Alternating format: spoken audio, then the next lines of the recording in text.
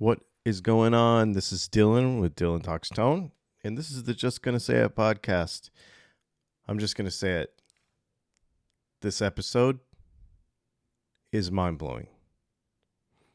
Adam from futone.com makes a bunch of like hardware upgrades and tone blocks and all kinds of cool stuff. We'll get into it for double action tremolos, as in like Floyd's. I'm going to say Floyd's. He won't say Floyd's, but I'm going to say Floyd's.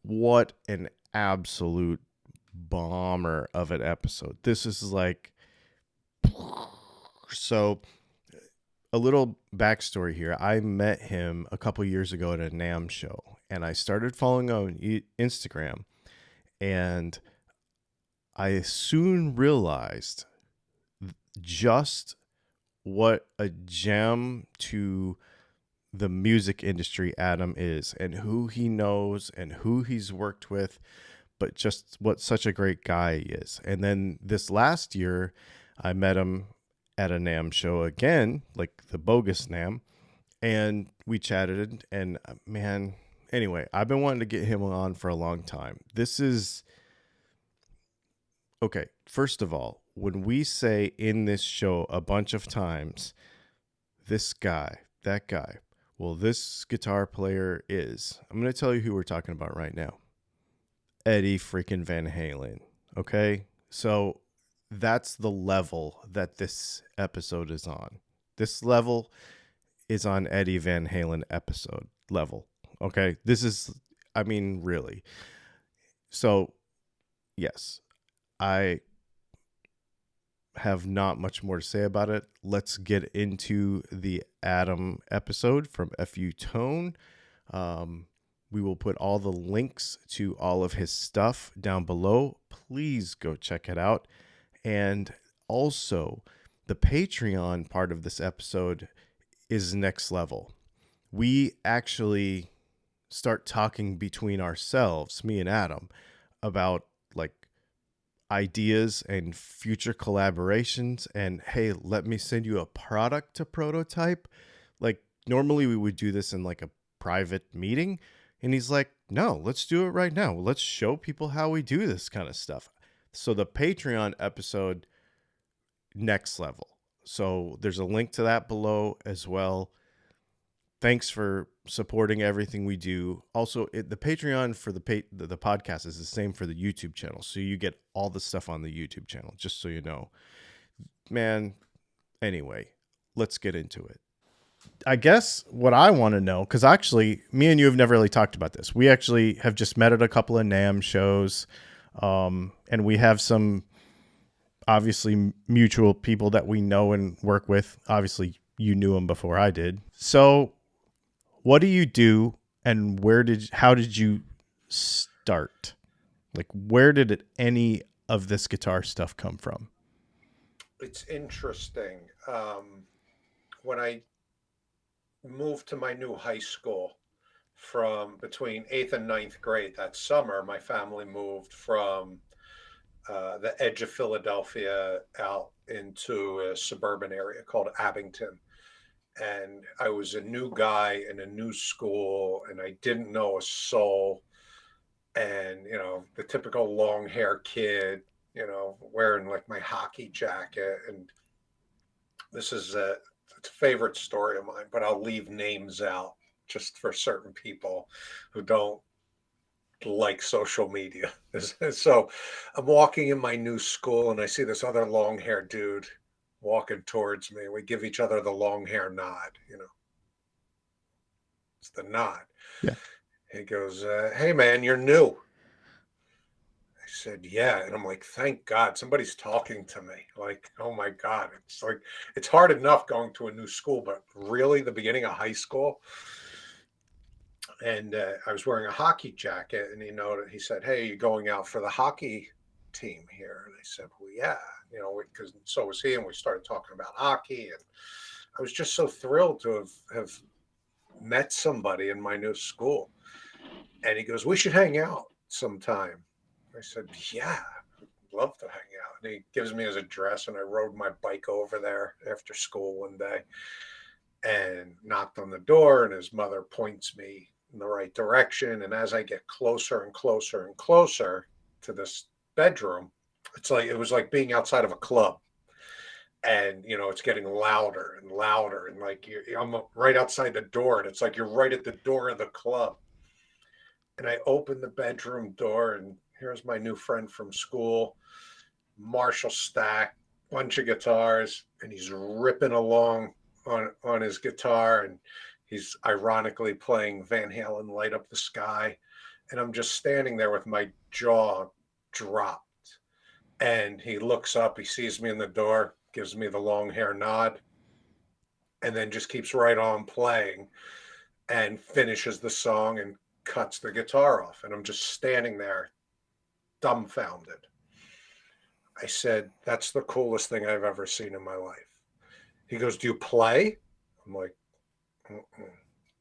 And he picks up a guitar, hands me a guitar, put your finger here. Fast forward, the guy is huge in our industry, still my best friend of 40 years, and runs a really big brand, and we do this every day now. But I think that was the thing that got me first. When I always liked music. I always liked the rock groups growing up, in the day. I didn't understand why, though. And the minute I saw that guitar and I heard that amplifier and I saw somebody like me doing it, making that noise, I go, I'm in. I'm all the way in. I gotta figure this out. So that's what got me into that guitar piece. And then I got my first guitar, like a piece of junk, Hondo Flying V. And this was before modding guitars was even a thing. Like the most you could do was like get a pickup or, buy a nut. Think back early. It wasn't a lot to do. And I spent as much time like taking the guitar apart, putting it back together and putting in different pickups. And then locking tremolos came out, and I couldn't hold out for the one I wanted, and I got a Caler, and I got a Caler put on it, and just there's a picture in my office. Actually, I'll send it to you if you want to edit it in as we talk. Okay. And I just modded the hell out of the guitar before modding was a thing, and I realized I enjoyed working on the guitar and playing with the guitar and trying to get it to do more than it could was just as much fun to me as learning the new Iron Maiden song, you know. Same here. Yeah. So it's some guys are tinker, and some guys, some it's funny, out of all the pro guys that I work with now, some guys are so into the science of and show me this and show me that. And some guys could care less. They just care that it sounds better. Like they'll hand me the guitar and go, "Do what you do," and I'll do it and I'll give it back to them and they'll go, "Yeah, yeah, yeah." They don't, but it's funny. Everyone has a different level of tinker ability. Some guys can't even change their own strings, and some guys, I'll watch them pop their neck off right before a show to make a quick neck adjustment as the rest of their band watches in horror. Eddie Ojeda. That's like they'll tinker. That's pretty bold, actually. That level of working on a guitar right before a gig. So you mentioned, and hang on, I'm ready. The double action locking tremolo. Yeah. Why? Because this is like, that's your main thing, right? Like that's, I feel like these days is the locking tremolo. So why did you go down that road instead of, I don't know, pickups or anything else? Like, why did you go down the quote unquote mechanical side of the guitar, if that makes sense? It does make sense. And for the same reason, it's obvious that you would change a pickup, because that's a weak link. You buy a production guitar It's got a $6 pickup in it, and you want to get your Seymour Duncan, your DiMarzio, or your Handwell. Why? Because it's a weak link and because it's better. And my thought about tremolos were there's weak links within this tremolo that I wonder what would happen if we changed the material of a component, the size of a component, this one versus that one, different types of materials in different places. And I started experimenting with it. And all I could find was it just kept getting better and better and better. And So at the beginning, did you literally like get parts and grind them and cut stuff up? And it's funny in high school, the one class I did really good in high school was metal shop. So I had a basic understanding of how to do basic metal work. And then I had friends with machine shops, and I would literally like sketch stuff on the side of a box. I'm like, can you make this? And then we'd try it. And then I would go, no, no, no, no, change this and this. And the first version of FU Tone, my office was in the machine shop of a machinist that I was working with. And I took this office, 2 rooms in the front of the shop, and I would walk out into the shop and sketch something or say, can you change this or that? And he was an old school machinist. So it's not like, all right, well, let's get a print made, then let's have a program written, then we'll make a prototype, and I'll see you in 6 weeks, and it's $1,200 just to have this conversation. He was the old school machinist, with like the shop jacket and the cigarette hat. I'd be like, can we do this? He's like, yeah, and that's how it started. Like I was so lucky to have him because I could change things on the fly. I could design on the fly. When I designed, so he's no longer with us. He passed away in the shop. I found him. That was some day. Another story for another day. But now when I design a new part, I have a guy who creates a drawing. I have a shop that creates a prototype. Again, it takes time, it takes money. Then you try it. Then you always have to change it. Then you do revisions, and eventually you get what you want. But now it's the long road. But I had designed so many of the FU products early on with his help to make it go smooth like that it worked. Different materials. I'm like, hey man, can you make this out of copper? Let's do titanium. Let's do a different grade of brass. Let's try this, and this. And I had the freedom to do that early on, and that was a big part of why it worked. Probably give you a big jump start creatively to be able to do as many of those things in a smaller amount of time. My hands were untied. Were untied. It was great. What was your first?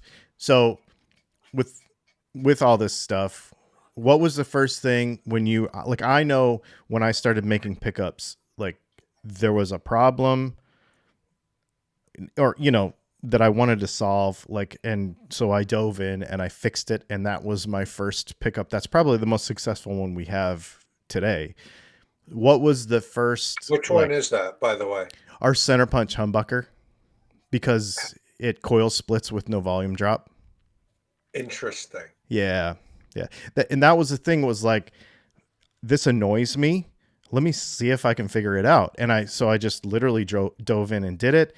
It took me a long time to get it right, and it's awesome. It's This is what's cool, and I think this is where everything comes from. It comes from the necessity of a guitar player.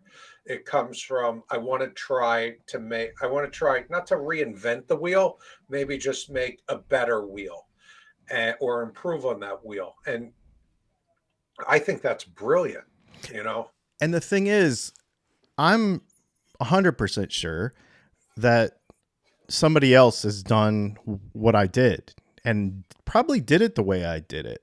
But for me to literally look at it and figure it out for myself, to me, that was half of it. Like, now we sell them and I make a living with it. But in the beginning, it was just like, I want to know everything in this thing and make it work. Like, that was like a inner motivation, had really nothing to do with it becoming a company or anything. It was just like, I want to make this better.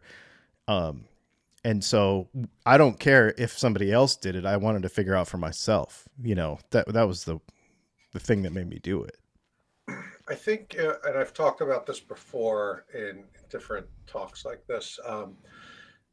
So that time when I was tinkering with the guitars and, better tremolos were coming out, better pickups were coming out, boutique guitars were coming out, Charvel Jackson, ESP, of the time. I always call that the revolution. That was the revolution of, when you have a guy like Wayne Charvel or Grover Jackson making guitars in their garage, but you see guys like Warren DeMartini and this guy or that guy going, they're playing that guitar. There's a reason. And the revolution started, I think, started then of like, we're going to build a better mousetrap. And guess what? The guys that really know about the mousetrap are going to be down. And, go back a little bit before that. What was your choice? You were going to play a Strata, Les Paul, or a Tele. It was off the rack. And at best you would change the nut and the pickup. But I think that time in the early 80s when this revolution came along, and it changed the way guitars were made. It raised the bar. Of course, later corporate, in the beginning, the corporate giants were like, yeah, all right, whatever, go ahead, make your little guitars. Then they're like, oh wait, we better get in on this. Let's buy that shit. Let's take it. Let's bastardize it. Let's ruin it. Much later. And But what's that funny about that is, if you talk to any of the like vintagey tonehead people, they'll tell you that what, 82 to 86 or 87 time period is like the worst of guitar history. But you're right. Was the most like revolutionary as far as what you're talking about. but I think that my whole point of that is, though, that revolution is happening again right now. It's been happening the last 10 years.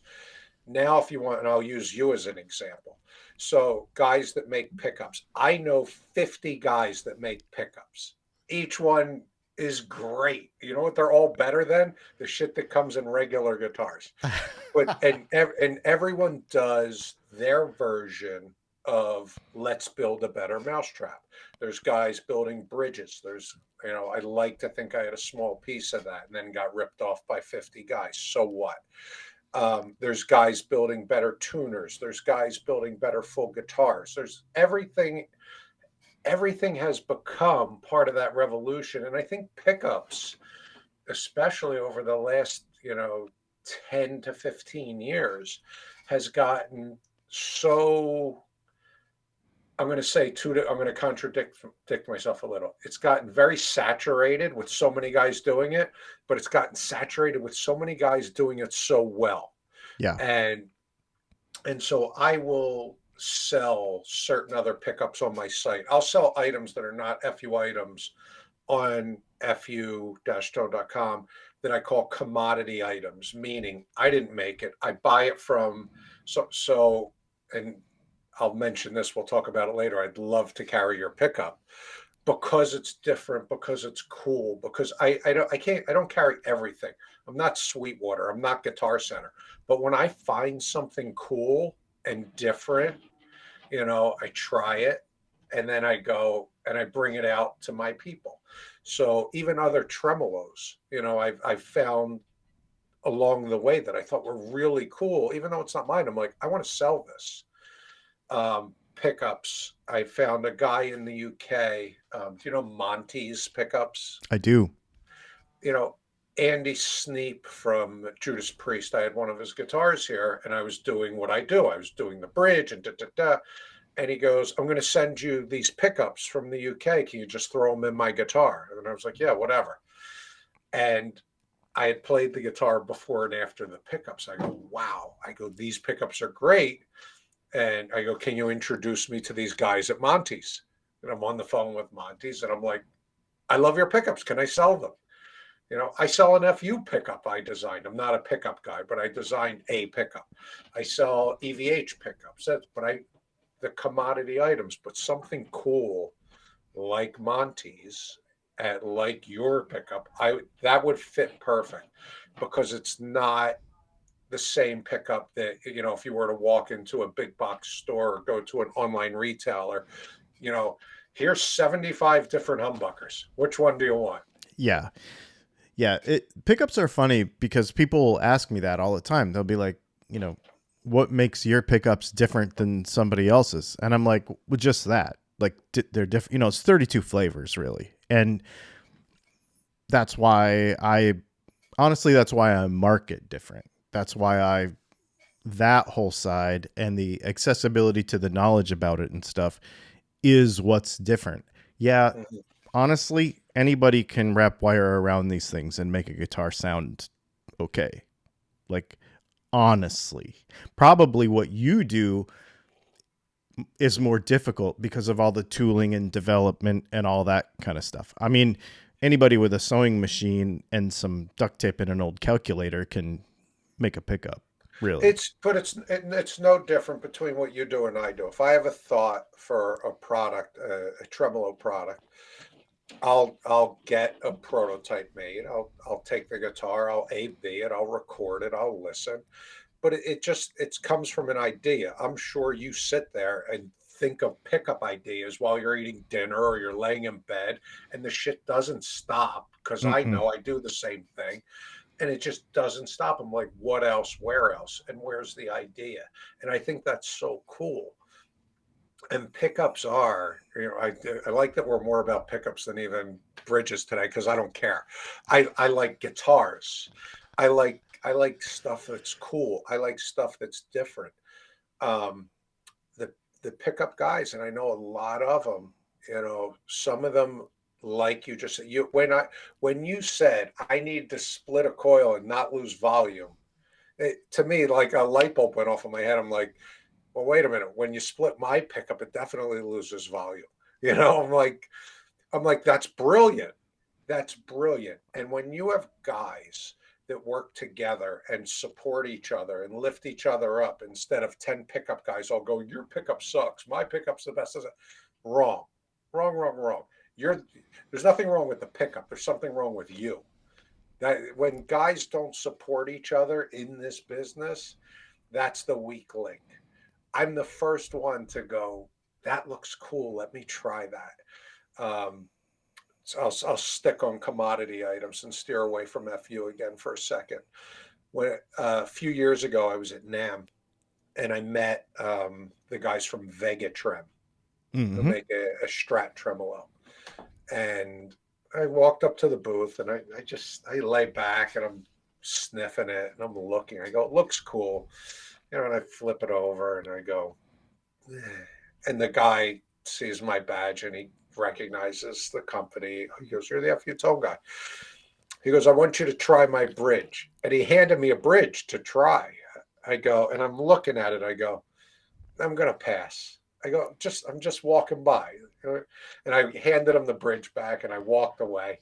And, the next day I come walking by again and I'm sniffing this thing again. He goes, "Just try it. And if you don't love it, just keep it. It doesn't matter."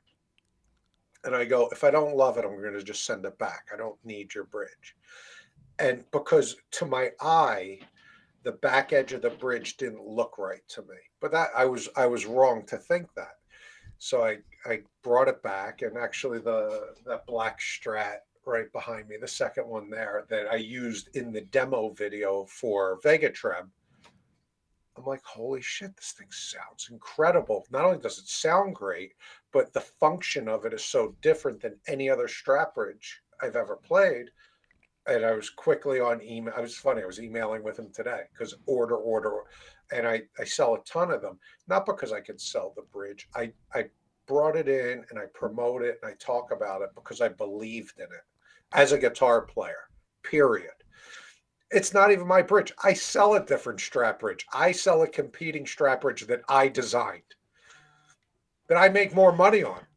But I love that bridge. So why not both? And it's the same with pickups to me. Yeah. There, you can't just go, here is a pickup. This is the greatest pickup ever. This is the only pickup I will ever sell. Small-minded bullshit. Yeah. So when I hear what you just said to me and my ears shot up about why your pickup was different, and before we even got to this, my wheels are already turning. I'm going like, my people would love that, Yeah. you know. And when you come to FU Tone as a, is my phone not in here? My daughter's trying to call me. I'm just going to tell her I'm on when I can't even do that. I lost my train of thought. Thanks, Madison, but I'll call you later. I love you. Um, When you it's a come to FU Tone. when you come to FU Tone, you don't come here to buy a Vega trim. Nice. On an interview. Sorry, my No daughter, worries. she wins. You didn't come to my site to buy a Vega trim. You didn't come to my site to buy a Music Nomad product. You didn't come to my site to buy a Monty's pickup. You came to upgrade your tremolo for whatever reason, but then the things that I think are cool as a guitar player, I'll make that offering with my commodity items, and people will go, wow, that's pretty interesting. Yeah, let me try one of those. Ba, ba, ba, ba, ba, ba. And that's what I really try to do with FU Tone. I take a lot of pride in the products I design, what they do, why my company exists. And yeah, it is. Upgrade your tremolo, make it sound better, make it function better, make it your friend, all well and good. But hey, while you're here, I found this other cool stuff. Yeah. Check this. And I'm very selective of what I'll bring. Yeah. I'm not Best Buy, not Yeah. Guitar Center. Yeah. I I don't have the bandwidth or the space to do that with other people's products because I totally would. I just don't have the. I'm going 90 miles an hour already. But with our content on the YouTube channel, that is, I'm really keen about that because on the content side, people will accuse you constantly of like, you're a shill for a company, you're getting Yeah, paid to say a nice, yeah, and I'm yeah, like, yeah, yeah. you don't understand. If I don't like it, I don't Same, even make a video about it. same, I, same.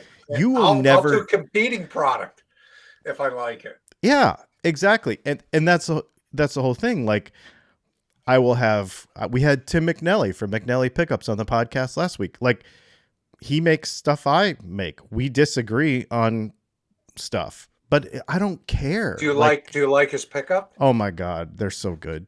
I will That's tell the you point. exactly. Exactly. That's the whole thing. And I just want to learn and know as many people as possible and learn as much as I can about all of this. Like, Same. that's all I care. Um, so we'll do stuff and we'll review products and stuff, and the most you'll ever hear out of me is maybe somebody in a live stream, our Thursday night live stream, somebody will say, hey, what about that product that you put on Instagram a couple months ago? And I'll say, I sent it back. We ended up not reviewing it. That's it.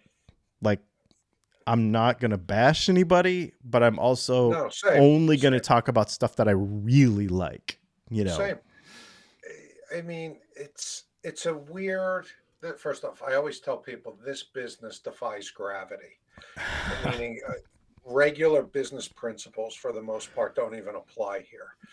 And because I've done a few products where I've developed them or patented them or partnered with this artist or that artist, so anyone who has an idea, or a lot of people who have an idea, find me and go, hey man, I've got the greatest thing since sliced bread, but I need you to manufacture it, finance it, sell it, market it,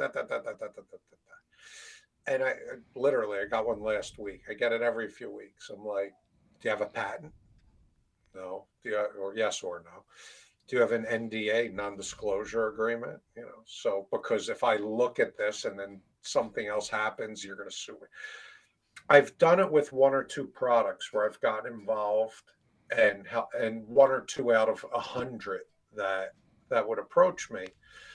And a lot of the guys, especially if it's someone I even know vaguely, I'll just give my advice to. And I'll say, it might not be for me, but here's the direction you should travel, or talk to this guy, or move in that direction. I do the same thing. We get calls all the time like, do you make this pickup? If I wanted you to design this pickup for me, could I? And I've done it a couple of times, but most of the time I'm like, you know what? There's this other guy over here in such and such a city state that is right in his wheelhouse. Just call him, and everybody lives another day and everybody's happier for it. So I just kind of let that happen. So that brings me to a question though. You have an idea like the D-Tuna, for example. Did you come up with that, or did somebody come to you and say, I'm trying to solve a problem, and you design it for them to solve that problem for them? Or how does something like that's not just a revision of another product, that is like an actual innovation? So like, where does something like that come from? So a friend of mine had the half of the concept, Okay. just half. And, it was like, let's make a prototype, let's try it like this.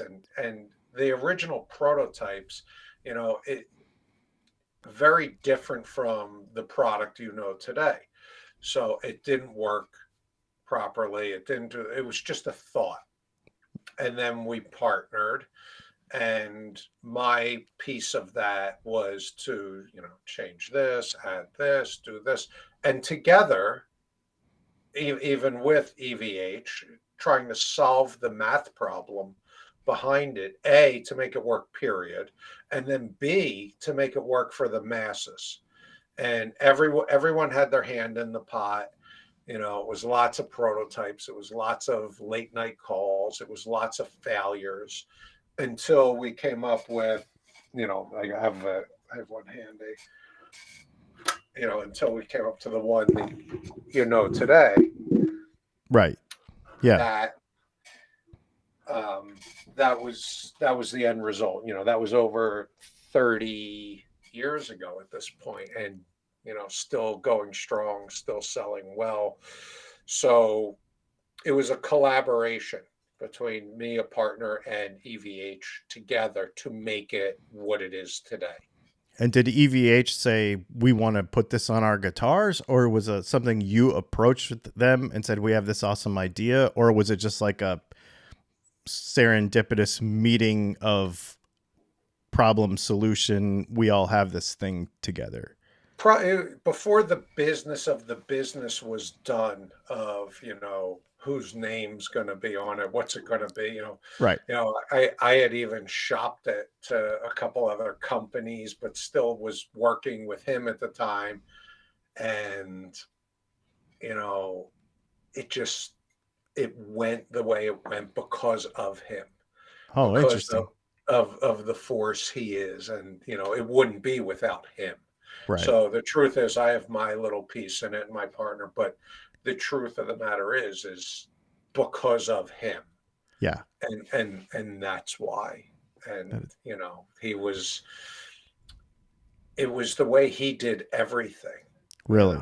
Not just D-Tuna, the way he made guitars in general different, the way guitars are manufactured and designed today, because of shit he did with a chisel and a hammer. And So it was just he like truly, there's a lot of heavily artists. involved. Heavily involved. Yeah, I was going to say there's a lot of artists that they like their sound, they'll have their input, but he was somebody who really had his hands in it. Like he was in the guitar with the screwdriver and whatever, Constantly. just doing stuff. Yeah. It's just like when I was a kid, I said I liked tinkering with it as much as I did playing it, maybe even more. He was a mad scientist, man. I mean, it's hard to separate it because you look at him as a player, and you go, oh my God, here's the guy that changed everything the way he played. It kind of overshadows the fact that he changed the way everything and way guitars are made. You know, Yeah. the way these, super strats or hot rod guitars came about was because he had guitars that didn't do what he wanted them to do. And he figured it out. He didn't care how he got there. Did you have on the tremolo side? Um, was that during that time too? So you're developing side by side a bunch of different stuff at the same time. D-Tuna opened the door for me. So once I had D-Tuna in place and, as a partner and a part of, it opened the door for me to do other things. I would often tell people it's like that scene in Goodfellas where he takes Karen on the date and he pulls up and parks right in front of the club. He walks in the side entrance. They cut him through the kitchen. They put a table right in front with a lamp and a bottle of champagne because of that correlation that I had worked on a product with such a guy. It kind of opened the door for me to do other things. And, that gave me the freedom to mess with FU. Had I not done D-Tuna and just came out with FU, yeah, FU would have worked, but it was like you were the made man. You're associated with that guy even this much. Right. That's enough. Like, oh, I'll listen to what you have to say. Right. Yeah. Where, before that, who are you? Yeah. Who are you? Mm-hmm. And it was a blessing. And, Yeah. the guy was just that guy. It's the guy you think he is. He was that important to this industry, to music, to playing, to writing, to recording, to innovation. He was the Les Paul of the day. And I'm fortunate and thankful that I even got to breathe the same air as him sometimes. Yeah. And after doing it for 30 years, I'd still be standing there like he'd be standing there and I'd be pinching myself going like, I don't believe this. Yeah. Yeah. No, I can't even imagine, because there are very few guitar players who have moved the needle isn't even the right word. It's like, there's a lot of, you could say a small fish in a big pond. You could say he like dug his own pond and then everybody moved into his pond. There's guys that move the needle. In my opinion, there's only two guys that created the fucking meter that the needle exists on. Who's the other one? And you can debate it and everyone has an opinion. But to me, like, who took what was available and did what was impossible and was not bound by the limits of not just the gear, but the players that came before them, the creativity, the that, the technique, the writing. And for me as a guitar player, forget if I didn't know a soul, the two guys that changed the world in which we exist in, it was Hendrix and Van Halen. And there's a million great guitar players. There's a million guys that just figured it out and did it. But who broke the machine? Who just said, I'm not bound by anything, and they operate in a different air, a rare air. What's interesting is there, and for two different, my opinion of those, because I believe you're right. I share that opinion. But in my opinion, Hendrix and Van Halen moved the needle, or whatever you want to call it, created the meter in two different ways, because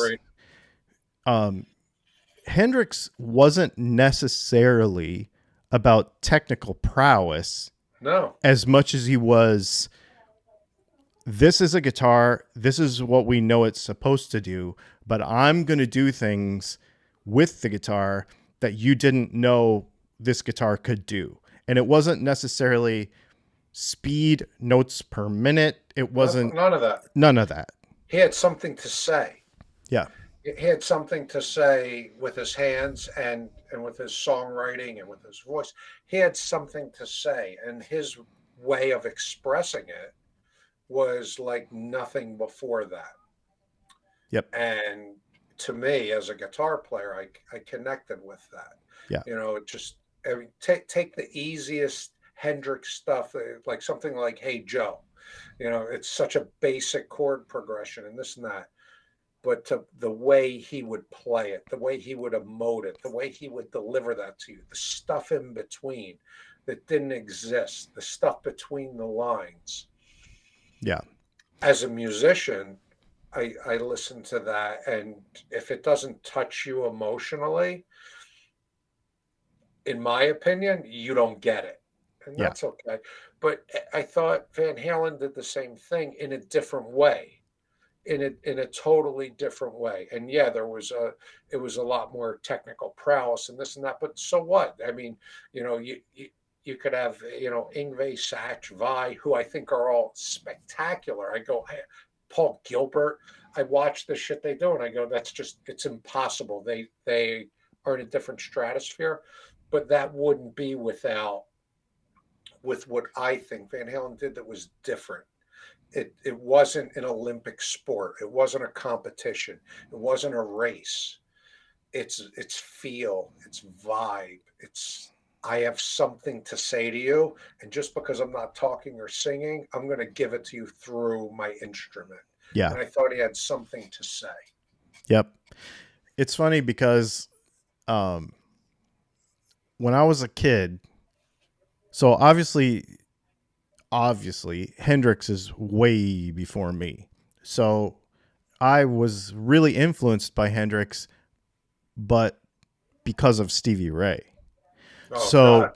And he's in that club too, but in a different way. But go ahead, continue, and so I'll. this is what I was about to say, because for me, the two people that got me playing guitar, well, besides my dad, I grew up playing guitar, but my dad, but Van Halen and the two hand thing, um, and then Stevie Ray playing Voodoo Child. That was it. I was done. And for me, Stevie Ray, this is an interesting thing. Um, Now, in the last year or so, having been exposed to some really cool guitars and understanding more about his actual equipment and like what he played and being able to play some of those guitars and etc. Um, and realizing that if I go play Stevie Ray's guitar, I sound terrible.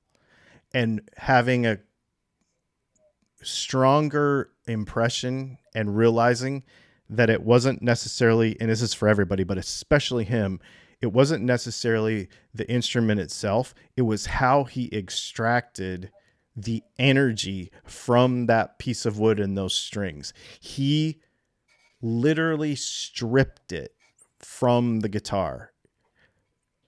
And maybe on Patreon, I'll talk about how I know some of that, but that is like, he didn't just play the guitar. He like tore the music out of the guitar in a It was completely different way. emotion in a way, in my opinion, the same way Hendrix or Van Halen had something to say, and it was emotion, and it was that. And Stevie Ray for me is, if I do my Mount Rushmore of guitar players, he's on there. Yeah. And Yeah. I love Stevie Ray, and Stevie Ray doing Little Wing, you Yeah. know, to me is even more touching than the original. That's because it's so emotional. He had something to say. Yeah. He was, and I won't slight Stevie Ray because, like I said, if I made a Mount Rushmore of five guys, he's on it. Yeah. But what Stevie Ray did that was a little different than what someone like Hendrix or Van Halen did. And this is only my opinion as a guitar player, and everybody could go, "Oh, screw that guy." I don't care. This is just my opinion. Stevie Ray took a genre of music what was available to him and blew it up and did it bigger and better than anybody ever did, in my opinion. Whereas a guy like Hendrix or Van Halen didn't blow it up bigger. They created something completely different Yes. that didn't exist. Stevie Ray took the blues, turned it inside out, shoved the bomb up its ass, and turned it upside down. I am the biggest Stevie Ray fan, but there's that difference to me.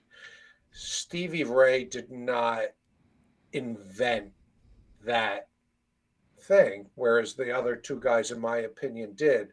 But he did it better than anybody else. Did it better than Clapton. Did it better than, Nate. Pick your guy. Pick your blues guy. Right. And when it comes down to the gear, I could tell you firsthand, and I have plenty of stories about it. I could pick up Eddie Van Halen's guitar and plug it into his rig and play it either on a concert stage or up at his studio. It's his shit, and it sounds exactly like me. Yeah.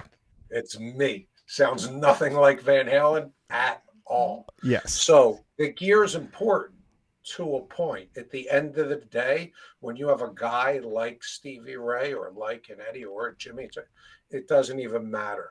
It's the guy. Yeah. It is the guy. I could tell you 10 different stories about the guy in their gear, and either me playing it or them playing someone else's gear, and it's the guy. Right. Always. Yeah. Exactly. I'll get you close, but at the end, it's the guy. Yeah. Yep. No, that's exactly, that's it. I mean, and that's, so then you think about these, and on Patreon, I will tell this story, but, when you look at those instruments, if you ever have a chance to play them like you have, they are just guitars. Yeah. But at the same time, so I went to the Metropolitan Museum of Art, and I got to see Stevie Ray's number 1, Eddie Van Halen's number 1. I set that up. Did you? Oh, that's so cool, man. Me and my two friends, we built the rig and put Frankenstein in there. I did that. Oh, that's so cool, dude. So yeah, it's just a guitar sitting behind glass. But then at the same time, you're like, that guitar has been and seen and played, and, I don't know. You can't take away, even though if I buy like that reissue that you just have in your hand a few minutes ago, I'm not going to sound anything like Van Halen. But if it inspires me to pick up the instrument, I think that's more important than anything, I think that's a great point. And even though he's not here, I could tell you what he would say. He would be like, that's the whole point, man. Just play. Just go play. Doesn't even matter what you play. Yeah. Just play. Yeah. And that was whether he was talking to an iconic guy or some kid in Guitar Center. It was the same attitude of, dude, we're just all guitar dorks. We're all guitar. Mm-hmm. I love talking about shit. Like, I'd show him a picture of, like, I remember I showed him a picture of Mick Mars's rig one day, and he's like opening it up on my iPad. He's like, what's that? What's that? And we're dorks. Yeah. It's the same as if you and me did it. It was no different. Yep. But at the same time, that's like with this podcast. I wouldn't come on this podcast and be like, okay, you worked with Van Halen, so what voltage did he have his Variax set at? Like, who cares? You know what I mean? Like, none of it matters. None of it matters. I don't want to hang on Van Halen too much because I know I get the tie to it, and it's okay. I saw him play $100 Japanese guitar with rusted strings on it this far off the fingerboard into a Line 6 amp in a tune-up room before a show, and it sounded like Van Halen 1. Had nothing to do with it. What are you gonna do? It was him. That's awesome. So okay, so moving on from that, because I'm sure, especially for you, there's a lot of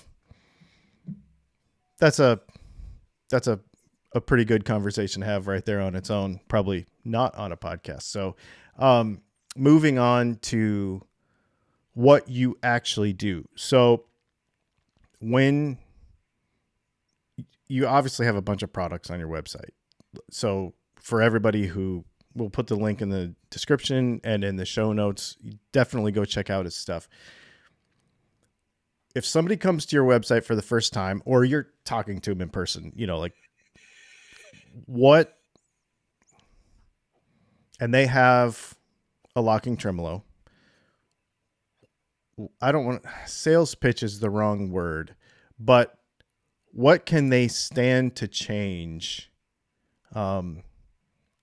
with some bits and bobs from your website? What will they feel and hear, if that makes sense? If you could kind of go through some of the, you know, main components of a double locking bridge and just give us some idea of what they can feel and benefits and stuff. I answer this question all day long, via email, text, social media, videos, this and that. And you can go run the whole list of everything. And yes, it's great. But I always tell guys, start here and start in this order of importance. You know, and I pulled 2 guitars. I'll pull another one just for the sake of our conversation. Ooh, it's purple too. It is very purple. So the biggest tonal return on your dollar in the beginning is the block, meaning the block underneath the tremolo that the spring's attached to. Okay. And you want to, so this guy right here. So he's showing us the block that goes on the bottom of a tremolo, obviously. That. Okay. So usually it's real thin, half that size, shorter this way, and made out of either a composite shitty metal or a cheaper brass or this or that. To me, that's the first stop. That's the engine, because what you're hearing, you're not hearing the block. So if you hit a string, the string vibrates and it hits the bridge. Instead of a small block absorbing that sound or deadening that sound, a bigger piece of resonant metal will amplify that sound and push that sound back out into the wood of your guitar. You're not hearing more of the block. You're hearing more of the guitar. You know, I always do this. I always go, you know, your guitar kind of sounds like this, but once you open it up, it sounds like this. Ah, Jeff Schroeder, Smashing Pumpkins, have to call him back on an interview.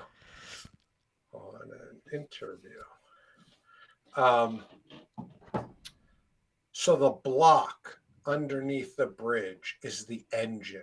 And again, you're not hearing the block. All I'm doing is taking that vibrating string and amplifying it and making it louder. It's pushing it out into the wood. It's pushing it out to your pickups. It's letting it ring longer. The block is number one. Number two, in the saddles, those little blocks that pinch the strings. So yep. in this guitar, they're purple, but yes, these guys in there, titanium, same thing. They'll add more, 2 things for the inserts. A, functionality. They don't crack. They don't get stuck. You ever try to change a string and the block won't move? Yeah. Or they smush on one side as they get old. Right. Yeah. Because it's junk. Yeah. And not only does it not function right, it doesn't sound good. So I make them in naval brass and I make them in titanium and titanium colors. That, to me, that's the number 2 thing that adds more sustain, more clarity, more definition, and they function great. From there, you could go to, I make noiseless springs. So normally, if you take your guitar and just muffle it and go, you'll hear the springs go like, it'll sound like a reverb tank. that's going through your sound Yeah. the whole time. So I take that away. Yep. Um, Next up, the posts that the bridge rests on, titanium post. Same thing. It won't fail. It'll function better, sounds better. The claw, I'll do brass or titanium, brass springs, brass screws, sorry. Um, and then all the hardware, all the screws. So the string lock screws, the saddle mounting screws, the nut clamping screws, I make them all in titanium. Some guys are purists. I like black. I make black titanium for everything. So you could do black, silver, red, purple, green, blue. I do it in colors and they function better. They don't crack. They don't strip. I think they look pretty cool. You know, it's a Oh, different heck yeah. base. That's a beautiful Even guitar. thank you. Let me go back to the striped one. So same thing, but I did it all in silver. Yep. Just because it makes more sense on that guitar. Yeah. Yeah, but you'll see the block, Yep. the noiseless springs, the claw. No, very cool. Well, that makes sense because I have gone to your website because I was like, maybe I'll do some builds, for a video or whatever. And this is something I've always wanted to ask you is like, in what order would you do it in? Like, and it's, like if somebody had X amount of dollars to spend this month on their guitar, what should they spend it on first? And that's why I was asking. Block and inserts, number one. Okay. Block and saddle inserts, number one. Springs, posts. Then you could go claw, hardware. But that block and inserts thing is really your 1-2 punch that you will see the biggest difference with. Everything will add to it. The claw adds to it. Does it add as much as the block? Well, no, that's the engine. Right. So everything matters. It's a link in your chain.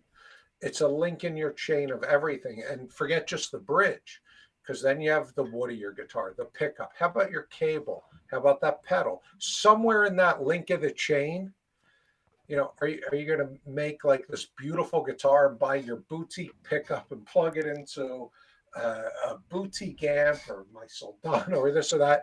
And are you going to use a $3 cable that came with the guitar? Right. That's your weak link. And I'm not saying you have to do everything, but I'm saying some things. There's definitely mean more than others. Yeah, there's definitely a percentage of return that's bigger for most things. And in that type of a tremolo, I always thought it was the block, but I wasn't sure. So another question people are going to have is if they have the other major brands of tremolos, will your blocks fit on them? Yeah, I do. I'll do Floyd size blocks. I do Ibanez. I do Godo. I do Strats. I want to increase the vibration in the guitar and find the weak link in the tremolo. And I've covered most of them. I do have more to do still. Yeah. But I think I've got the major bases covered. Cool. Well, man, this is awesome. I really appreciate your time because I know you're busy. You got Smashing Pumpkins calling you and all. Oh, please. I love talking gear. We should get him on the phone. Right? He's a gear nerd too. I tell you what I want to do is I want to go over to Patreon. Okay. So we'll take a pause here and we'll go over to Patreon and just chat for a few more minutes. And then we'll let you get back to your day. But Adam, I appreciate you coming on the podcast today and obviously sharing some stories. The Van Halen thing was awesome. Also, the value of what you do, because I think it's really important. So yeah, go ahead. Thank you for having me. Thank you for what you do. And I'm so interested in that pickup now. So you're going to have to send me a pickup. I'm going to send you some block parts. Okay. And I want to put that on my site. But I just want to try that. I really want to get into it and give it a whirl, because I love when I I hear about something new or different or cool, the revolution, something different, build a better mousetrap. It's fun. It's really fun. Yeah. All right, let's cruise over to Patreon. Cool. What did I tell you? Right? Like, oh my goodness. Anyway, we're going to be talking a bunch more. We're going to be doing a bunch more kind of chatting offline, and we've got some ideas floating around. Go over to the podcast. You're going to hear more about that. Obviously, you heard about the center punch thing. We talked a bunch more about that. What a cool thing. Anyway, please go check out his stuff. Please check out our stuff in the description below. When you use those links on any of our channels, it really helps us out. I know you're not buying products directly from us, but it really does help keep all this stuff going, and I really do appreciate it. Also, free is sharing. If you share this podcast and the links to it, that is the number one most important thing, and I really, really appreciate it a lot, because isn't this getting cool? Anyway, thanks for hanging out, and we will talk to you next week.